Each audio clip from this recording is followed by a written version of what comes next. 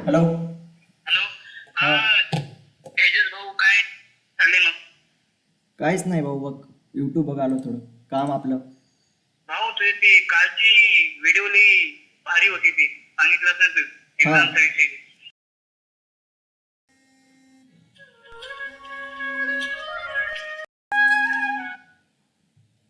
Hello. Hello.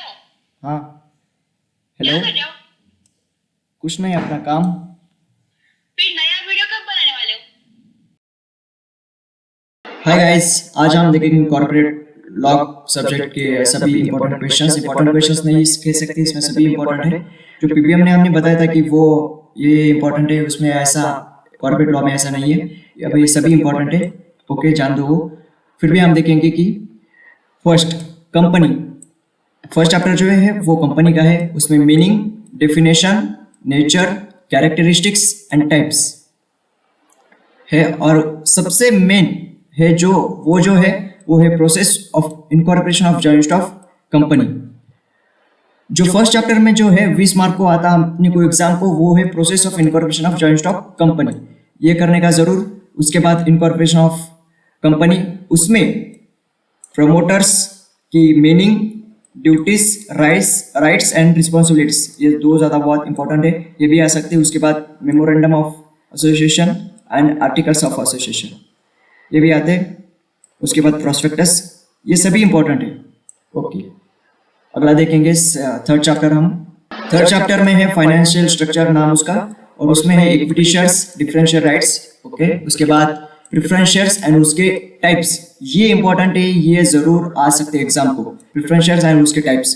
उसके बाद issue of shares at par premium and discount, ये भी है. उसके बाद forfeitures, bonus issue, right issue, sweat, equity share issue और एम्प्लॉय स्टॉक ऑप्शन स्कीम. ये जो पांच है, इसमें से कम एक ही नहीं तो 2-5 मार्क के लिए आएंगे ही. ओके, ये हम लास्ट को देखेंगे इसमें क्या है, इसलिए कहता हूँ कि वीडियो लास्ट तक देखो, इसमें से बहुत ज़्यादा नॉलेज मिलने वाली है. ये 5 हम पूरा करके लेंगे. ओके, अब हम देखेंगे इंपॉर्टेंट क्वेश्चन. गधे की तरह काम नहीं करेंगे, जो भी इंपॉर्टेंट है वो करेंगे, जो इंपॉर्टेंट है वो करेंगे, उतने ही इंपॉर्टेंट क्वेश्चन करेंगे और ज़्यादा मार्क्स मिलाएंगे. ऐसे कौन सा भी अभ्यास स्टडी करके नहीं, खाली इंपॉर्टेंट क्वेश्चन करेंगे. तो फर्स्ट है फॉर्मेशन ऑफ कंपनी. ये जो है ये 20 मार्क के लिए आता एग्जाम में. ऐसा कंफर्म मत समझना कि 20 मार्क के लिए आएगा ही, लेकिन बस पिछले साल, उसके भी पिछले साल आया था, इस वजह से इस साल भी आने की संभावनाएं हैं. तो फर्स्ट क्या है इसमें, फर्स्ट स्टेज क्या है, प्रमोशन. सेकंड स्टेज क्या है, registration and incorporation. Stage 3 raising capital. Stage 4 commencement of business. इसको हम आना अब बहुत इजी तरीके से समझेंगे, एक एग्जांपल देखेंगे. ओके, तो 2 फ्रेंड है, एक का नाम है इंद्रजीत और दूसरे का नाम है ओजस. तो इन्होंने क्या किया, इनको क्या करना था, एक बिजनेस चालू करना था, एक स्टार्टअप चालू करना था. तो ये खाली सोचते रहे कि क्या करे. 2 दिन के बाद उनको एक आइडिया आया बिजनेस का. उसके बाद उन्होंने क्या किया, इन्वेस्टिगेशन किया उस पर कि मार्केट में चलेगा कि नहीं, क्या होगा क्या नहीं. उन्होंने मार्केट रिसर्च की. उनको लगा हाँ ये काम का है आइडिया और इस पर हमको काम करना चाहिए. तो उन्होंने क्या किया, फाइनेंशियल अरेंजमेंट की, पैसे की, क्योंकि पैसे के बिना तो बिजनेस नहीं हो पाएगा. उसके बाद इनकी फर्स्ट स्टेज कंप्लीट हुई, और जो ये स्टेज कंप्लीट कर रहा है उसको क्या बोलते, प्रमोटर्स बोलते. कौन थे प्रमोटर्स इस एग्जाम्पल में, ओजस और इंद्रजीत, वो क्या थे, प्रमोटर्स. और उन्होंने फर्स्ट स्टेज क्या कंप्लीट की, प्रमोशन की. सेकंड स्टेज, उसके बाद उन्होंने क्या किया, उनको लगा कि आप रजिस्ट्रेशन कंपलसरी है, तो रजिस्ट्रेशन सच में कंपलसरी है. और उन्होंने क्या किया, रजिस्ट्रेशन और इनकॉर्पोरेशन एक ही होता. Okay, preparation of MOA and AOA. उन्होंने क्या किया, एमओए एंड एओए डॉक्यूमेंट की प्रिपरेशन की. एमओए क्या होता, एमओए में सारे कंपनी के जो भी फीचर्स, रूल्स एंड रेगुलेशन है वो मेंशन किए जाते. और एओए में जो भी कंपनी के अंडर में होते उसको क्या बोलते, एओए. उनके जो रूल्स एंड रेगुलेशन होते वो एओए के अंदर होते. उन्होंने वो प्रिपरेशन की. Filling of necessary documents and registration, जो भी डॉक्यूमेंट्स थे नेसेसरी वो फिलअप करके लिए और रजिस्ट्रेशन करके लिए. उसके बाद उनको क्या मिला, issue of certificate of incorporation issue हुआ। क्या हुआ इशू? Certificate of incorporation. उनको क्या इशू हुआ? Certificate of incorporation. Okay, private company start operation. अगर उनकी प्राइवेट कंपनी होती तो वो ऑपरेशन स्टार्ट कर सकते, यानी कि कंपनी स्टार्ट कर सकते, लेकिन उनकी प्राइवेट कंपनी उनको नहीं बनानी थी, पब्लिक कंपनी बनानी थी, तो उनको और भी 2 स्टेज उन्होंने फॉलो किए। दूसरी कंपनी चालू करनी थी तो उन्होंने क्या किया? और 2 स्टेज फॉलो किए। कौन से? Stage 3 rising capital. उन्होंने कैपिटल क्या किया? रेस किया। किससे? Issue of prospectus. ये प्रोस्पेक्टस क्या होता बताइए? क्या कि अगर आप एग्जांपल देखेंगे कि अगर आप कभी कॉलेज में एडमिशन करने के लिए गए हो तो आपको एक प्रोस्पेक्टस दिया जाता कि हमारे कॉलेज ऐसा है वैसा है, उस पर फीचर्स लिखे होते कॉलेज के। वैसे ही सेम प्रोस्पेक्टस में क्या होता कि कंपनी के कुछ फीचर्स, कंपनी क्या इशू करे, डिबेंचर्स इशू करे कि शेयर्स इशू कर रही, शेयर इशू कर रही तो कौन से शेयर इशू कर रही, वो सब प्रोस्पेक्टस में होता। अपनी कंपनी कैसी है क्या नहीं। ओके, इशू किए। Filling of prospectus with registrar में जाके प्रोस्पेक्टस के अलॉटमेंट ऑफ शेयर अलॉटमेंट किए, क्या किए? मार्केट में निकाले। उसके बाद उनको क्या हुआ? Issue of share certificate issue किया। Okay, commencement of business. First, submission of following document to registrar of a company. कुछ डॉक्यूमेंट्स है, copy of prospectus, statement of maximum subscription, statement लगती। उसके बाद परचेस क्वालिफिकेशन शेयर्स, वो company को कुछ लेने चाहिए शेयर्स। उसके बाद statutory declaration that all the requirements relating to commencement of business has been completed with. इसके बाद क्या होता कि वो किसी लॉयर सीए के पास जाते हैं और उनसे साइन वगैरह लेते कि क्या बोल के कि ये कंपनी अब स्टार्ट रेडी करने के लिए स्टार्ट है, इनका सब अच्छा है। ओके, वो हो गया। उसके बाद क्या होता, उनको क्या मिलता? Issue of certificate of commencement of business. Commencement of business का सर्टिफिकेट मिलता बस। और उससे क्या होता? उन्होंने क्या कर दिया? पब्लिक कंपनी स्टार्ट कर दी। ये मैंने जो इंद्रजीत और ओजस का एग्जांपल दिया, ओजस तो नहीं लेकिन इंद्रजीत सच में उसका बिजनेस ऐसा ही, उन्होंने इस स्टेज पर नहीं गया है लेकिन उसका बिजनेस है। उसका बिजनेस का नाम भी रखा वाला है उसने UTS करके। इसका बिजनेस क्या करता है पता है क्या? आपकी कुछ प्रॉब्लम है तो क्या करते? यूनिक तरीके से उस प्रॉब्लम को सॉल्व करते। किसके जरिए? टेक्नोलॉजी के जरिए। और क्या होती है आपके प्रॉब्लम का क्या होता? सोल्यूशन मिल जाता।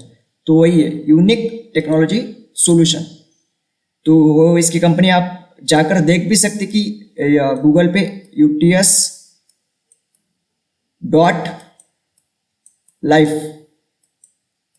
इसने बहुत सारे प्रोडक्ट भी डाले हुए हैं इस वेबसाइट पर। बहुत अच्छी नहीं बनाई शायद, लेकिन हाँ ठीक ठाक है कि उसने बनाए हैं, सेल भी किए वाले हैं। आप सच में जाके देख सकते हैं, बहुत अच्छे हैं। आपके लिए नहीं है, वो फार्मर के लिए, लेकिन आपके लिए भी। मैंने जब मिला था तो उसने कहा था कि मैं बहुत सारे स्टूडेंट और फैमिली के लिए भी कुछ प्रोडक्ट निकालूंगा। तो आप इसको जाके चेक कर सकते हैं एक बार वीडियो खत्म होने के बाद, UTS.life डाल के गूगल पे। ओके, ये खत्म हुआ अपना फॉर्मेशन। समझ में आया क्या क्या क्या है? स्टेज फर्स्ट में प्रमोशन, उसमें मैंने पॉइंट्स बताए खाली, तो आप इससे बड़ा लिख सकते ना। अगर डिस्कवर ऑफ एन आइडिया है, इन्वेस्टिगेशन, फाइनेंशियल अरेंजमेंट, तो आप इसमें लिखो कि भर भर के लिखो। समझ में आया ना? तो आप कुछ भी झाड़ सकते हो उसमें। फर्स्ट, सेकंड, रजिस्ट्रेशन और इनकॉर्पोरेशन, उसमें MOA डॉक्यूमेंट्स ये वो होते। उसके बाद क्या मिलता है उनको? सर्टिफिकेट ऑफ इनकॉर्पोरेशन, और वो क्या कर सकते हैं? अपना ऑपरेशन स्टार्ट कर सकते हैं। Private company. लेकिन अगर पब्लिक कंपनी बनानी है तो कैपिटल रेज करना पड़ता है, उसके लिए प्रोस्पेक्टस, उसके लिए अलॉटमेंट ऑफ शेयर्स करने पड़ते हैं, शेयर सर्टिफिकेट। ये हो गया third stage, commencement of business. इसके कुछ नेसेसरी रजिस्टर डॉक्यूमेंट्स होते, prospectus, statement of minimum subscription हो गए। उसके बाद उनको क्या मिलता है? Certificate of commencement of business issue होता। उसके बाद क्या होती? Public company start their operation. Public company क्या कर सकती है? अपना जो भी बिजनेस है और कंपनी है वो स्टार्ट कर सकती है। ये नहीं तो डिबेंचर्स कंफर्म 50 मार्क्स के लिए आते। तो प्रेफरेंशियल्स क्या कहता है? कंपनी रिक्वायर कैपिटल और फंड। कंपनी को जब कैपिटल और फंड की रिक्वायरमेंट होती, that time company issue the shares. Company क्या करती? शेयर इशू करती। Company issue two types of shares, company क्या करती है, two types of share issue करती है, first equity share and second preference shares. But we are discuss in this question preference shares meaning and types. लेकिन इसमें क्या देखेंगे हम, खाली प्रेफरेंस शेयर्स के मीनिंग एंड टाइप्स देखेंगे. Anyone can become purchase preference shares, they become the preference share holder of the company. तो वो क्या बनते, preference share holder of the company बनते. ओके, प्रेफरेंस शेयर होल्डर बनते कंपनी के. In the company first preference share rights to preference share holder. Preference share holder को क्या रहता, प्रेफरेंस, फर्स्ट प्रेफरेंस रहता कंपनी में, बट नॉट वोटिंग राइट्स, पर उनको वोटिंग राइट्स रहते क्या, नहीं. ओके, उसके बाद company paid fix rate of dividend. Company क्या करती, उनको फिर भी fix rate of dividend pay करती. ये हुआ प्रेफरेंस शेयर्स का मीनिंग. अब इसके टाइप्स देखेंगे. Okay, types of preference shares क्या क्या है, convertible preference shares, cumulative preference shares, participating, redeemable. अब इसको याद रखने का कुछ फार्मूला तो नहीं है, लेकिन ये बहुत ईजी है याद रखने के लिए. क्या क्या है, कन्वर्टेबल प्रेफरेंस शेयर्स, उसका उल्टा क्या होता है, non convertible. Cumulative, non cumulative. Participating, non participating. Redeemable, non redeemable. बस.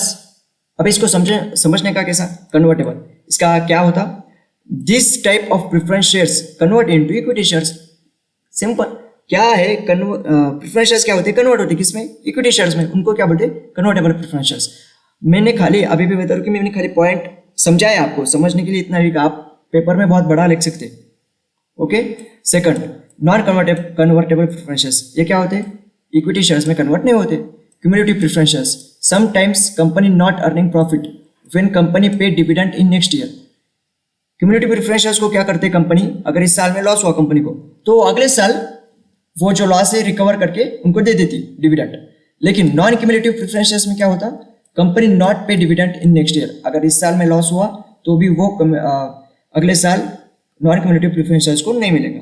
Okay. Participating preference shares, this type of shares having additional benefit, additional profit या बेनिफिट्स. इनको क्या मिलता है, एडिशनल बेनिफिट्स मिलते पार्टिसिपेटिंग प्रेफरेंस शेयर्स को, एक्स्ट्रा डिविडेंड, बोनस शेयर्स. लेकिन जो नॉन पार्टिसिपेटिंग प्रेफरेंस शेयर्स होते हैं उनको कोई भी एडिशनल बेनिफिट्स नहीं मिलता. रिडीमेबल प्रेफरेंस शेयर्स क्या होते हैं, company buy back the shares after 5 years at the issue price. Company क्या करती, बाय बैक कर लेती, जे क्या करती कि 5 साल बाद फिर से शेयर खरीद लेती. किस प्राइस पे, इशू प्राइस पे, जिस प्राइस में स्टार्टिंग में खरीदा था उस प्राइस में बाय कर लेती. लेकिन नॉन रिडीमेबल प्रेफरेंस शेयर्स क्या होते, वो 5 साल के बाद कंपनी बाय नहीं करती उनको. ओके, आई थिंक कि आपको प्रेफरेंस शेयर्स समझ में आए होंगे. अब हम देखेंगे डिबेंचर्स. डिबेंचर्स क्या होते, कंपनी रिक्वायर फंड्स और कैपिटल. जब कंपनी को फंड एंड कैपिटल की जरूरत होती तब when offering the debentures from public.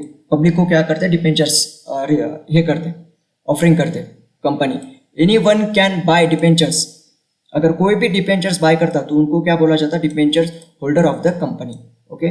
Company pay fix rate of dividend, fix rate of interest. Dividend नहीं मिलता यार, सॉरी यार, डिविडेंड किसको मिलता है, प्रेफरेंस शेयर्स को मिलता, और डिबेंचर्स को क्या मिलता है, इंटरेस्ट मिलता. ओके.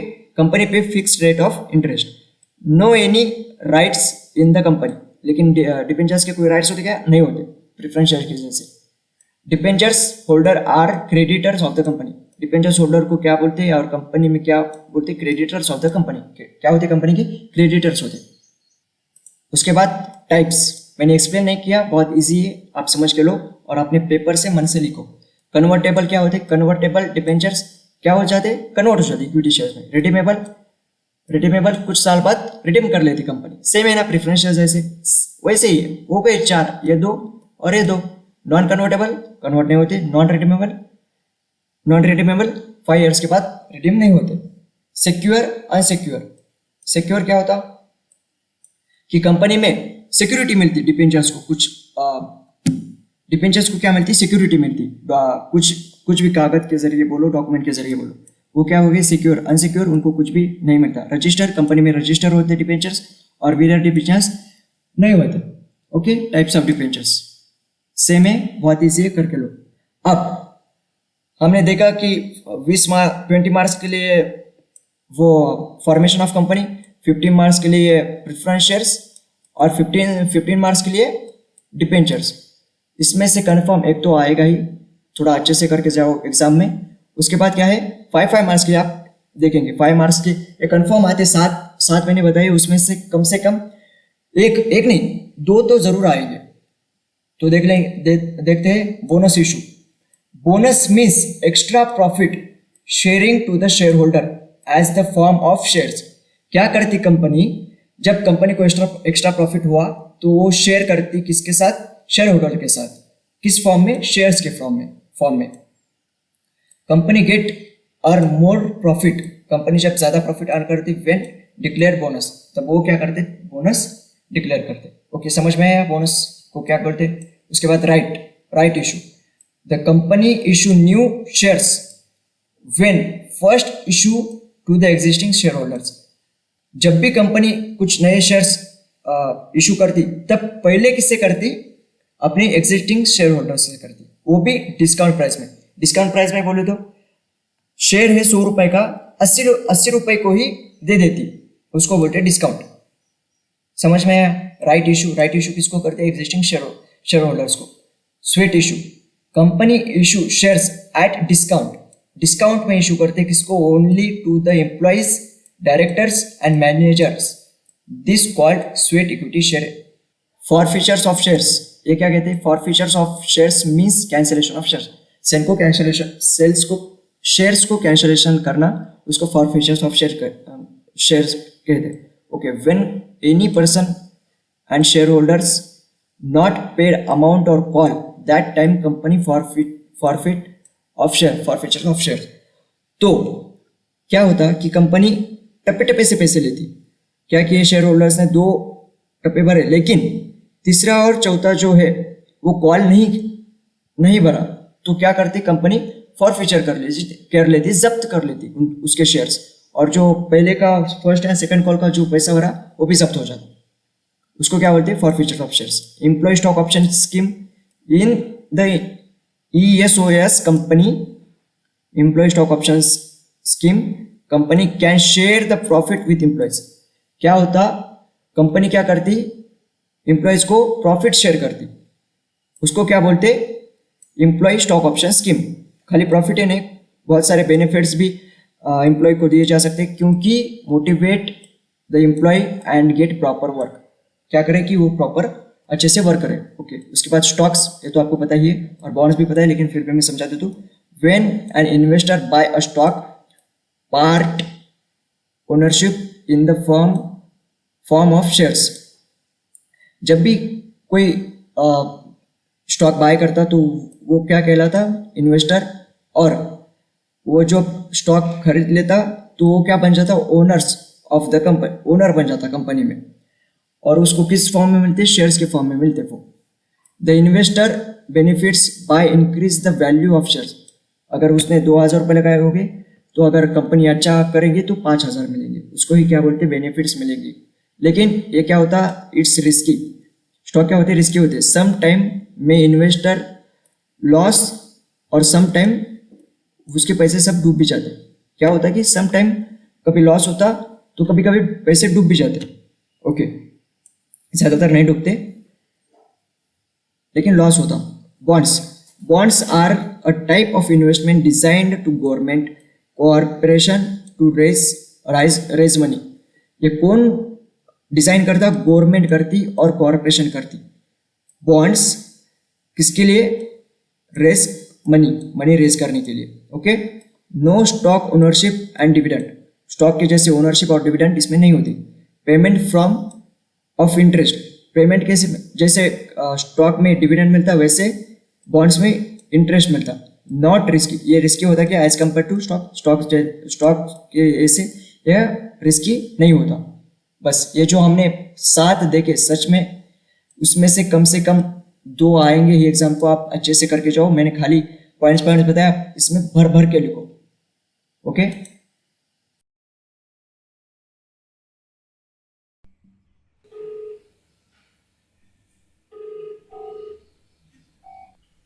हॅलो,